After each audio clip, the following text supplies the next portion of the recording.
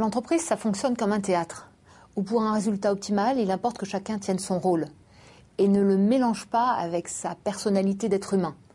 Une personnalité, c'est un être humain avec des besoins, être reconnu, être aimé, être valorisé, commenter l'autre, le juger. Ça, ce sont les fonctionnements humains.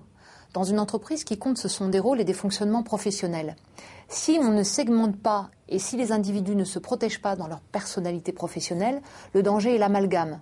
Amalgame entre les besoins personnels, amalgame entre ceux de l'entreprise, interférence entre des tensions, des rivalités trop fortes par rapport au résultat global.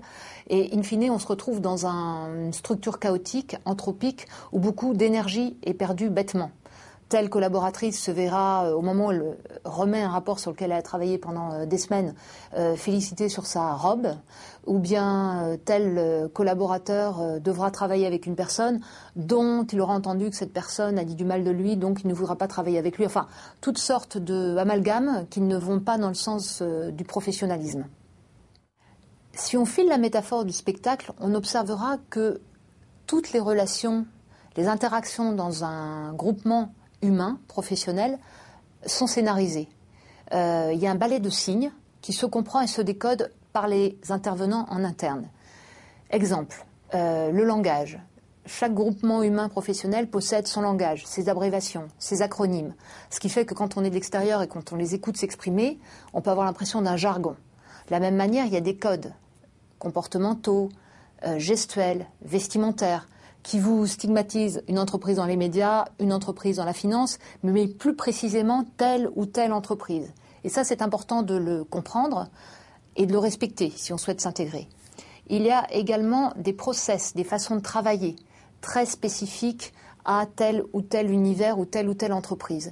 Et c'est important parce que s'y conformer permet de valider ou de renforcer l'efficacité de l'ensemble. Alors ça peut paraître charmant quand il s'agit d'entreprises, de start-up dans l'Internet. C'est plus important quand il s'agit de secteurs à risque, comme l'univers hospitalier, où il est préférable quand dans une salle d'op, tout le monde se comprenne à peu près, ou a fortiori dans l'univers aéronautique, où il est important de parler le même langage. De façon collective, cette signalétique globale, ce théâtre global, garantit l'efficacité et je dirais le cadrage de chacun. On sera très étonné de voir un pilote de ligne pousser le chariot des boissons dans la carène de l'appareil. De la même manière, on s'étonnera de voir le chef d'un établissement étoilé sortir prendre les commandes de table en table. Pourquoi ? Parce que son rôle n'est pas là. Et ce qui me frappe quand on observe des organisations et des groupements professionnels humains, quels qu'ils soient, où chacun trouve sa place, c'est l'énergie collective globale qui en découle.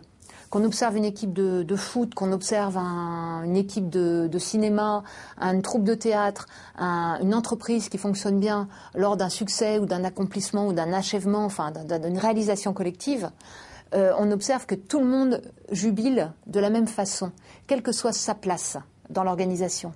Et ma recommandation, si vous êtes dirigeant, si vous avez des équipes ou des personnes qui sont derrière vous, quel que soit votre métier, votre univers de référence, c'est soyez très attentifs au rôle, au cadrage de chacun. Et prêtez-y la même attention que dans le cinéma américain, on fait très attention à ce qu'on appelle abusément en France les seconds rôles, parce que tout compte, les détails.